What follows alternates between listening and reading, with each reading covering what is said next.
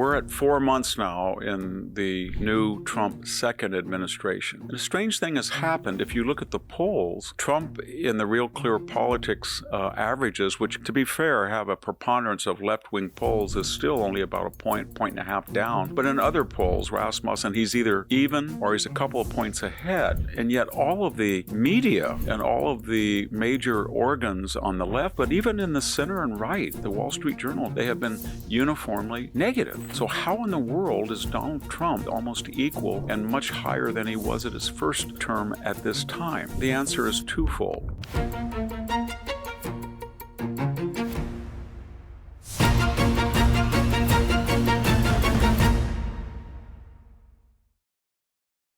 Hello, this is Victor Davis Hanson for the Daily Signal. We're at 4 months now in the new Trump second administration. And a strange thing has happened. If you look at the polls, after diving for Trump with the announcement that he was going to subject certain countries to high tariffs, which panicked the stock market, now the stock market's almost recovered or has recovered all of its loss. It went down a little bit when Trump said he was going to continue the tariffs to force the European Union to have reciprocal treatment toward the United States. But nevertheless, Trump in the Real Clear Politics averages, which to be fair have a preponderance of left-wing polls, is still only about a point and a half down. But in other polls, Rasmussen, he's either even or he's a couple of points ahead. And yet all of the media and all of the major organs on the left, but even in the center and right, the Wall Street Journal, to take another example we've discussed, they have been uniformly negative. So how in the world is Donald Trump? And Donald Trump has not been reticent. He has tweeted all sorts of things about Bruce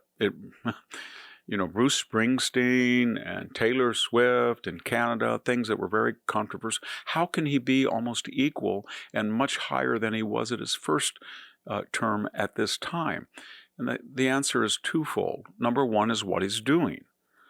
Every time people say we're headed for a recession or his trade war is going to tank the economy, data comes out. This week it was that corporate profits were unusually high. Strong. It came out that we're not in a housing recession, that housing sales are steady. Inflation is down. Energy prices are way down. Economic growth is up. Joblessness is down. So that is one reason. The second is Donald Trump has been touring the world, and you can call it mercantilism, but essentially the Trump doctrine is we're not going to get an optional military engagements on the ground anywhere, and we're going to have our relations be transactional. So even our enemies, to the degree it's even possible, we're going to try to find some mechanism by which we can stop wars, maybe rare earth mineral corridor in Ukraine, or maybe we're dangling a end of sanctions for Iran. I don't think that's going to work. But the point is, people appreciate the idea that Trump first is trying to exhaust peaceful avenues before he uses force. And he's trying to address the theater wars that Joe Biden left him in Ukraine and the Middle East. The economy is strong. The border is 99% closed. We've gone from over 150,000 entries down to less than 8,000. In many places, fewer. The wall is going to be continued. The Border Patrol is increased. The deportations, despite the court orders, continue. So the things that he's doing are very popular, especially to the working classes, black, white, Hispanic. They like cheap gas prices. They like news that there's going to be $8 to $10 trillion of investment and new jobs in assembly manufacturing in the United States. They like the idea that we're cutting unnecessary funds for government and we're not touching Social Security. They like the idea that Trump is trying to reduce taxes on the middle class in the terms of Social Security or tips. But there's another facet. And that is not Trump, but the people who despise Trump and are attacking Trump. When the electorate looks at that and they say, well, Trump, I like everything he's doing, but I don't like what he said about Canada. It just kind of bothers me. Or I don't like him lowering himself to attacking Bruce Springsteen in kind.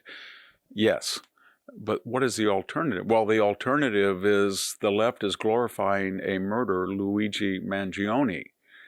And the campuses will not, cannot, do not want to stop the anti-Semitism. So we see foreign guests with masks on who continue to use violence and vandalize our campuses. Now we have two wonderful Israeli citizens who have been murdered, and it doesn't seem that anybody in the core base of the Democratic Party is objecting at all. This comes on the heels of attacks on Tesla. This comes on the heels of this strange Democratic reaction to Trump where they use almost pornographic language, S-H-I-T, the F word. Tim Walz can't give a speech without either comparing Trump to Hitler or calling him some pejorative.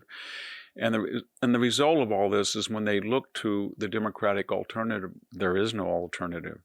There's no explanation why they opened the border. There's no explanation, opposition to what Trump is doing. Why aren't they saying, we like an open border, stop it, Donald Trump? They're not even doing that. They're not presenting any positive, constructive alternative. There is no shadow government. There is nobody in the Democratic Party that is popular. Not Tim Walz, not Kamala Harris, not Chuck Schumer, not even AOC, especially not Jasmine Crockett. I mean, popular to the American people in general. And so when you add the fact that the economic news is pretty good, and there's a lot of initiatives on the horizon, peace initiatives, foreign investment initiatives, trade initiatives, and when you look at the people around Trump, Marco Rubio, Scott Bessent, they're very good. And when they go before Congress, they're calm, they're rational, they're data-driven. The Democratic senators who press them and inquire of them and mock them are usually poorly prepared, hysterical, angry, and make fools of themselves. Add it all up, things are going pretty good in the country.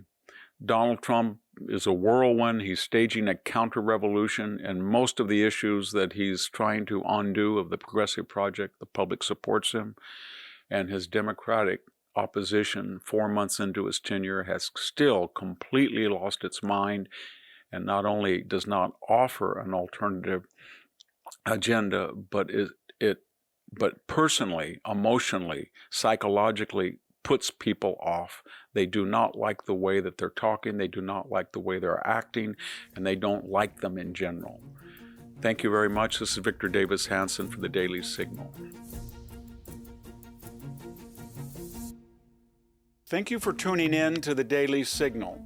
Please like, share, and subscribe to be notified for more content like this. You can also check out my own website at victorhanson.com and subscribe for exclusive features in addition.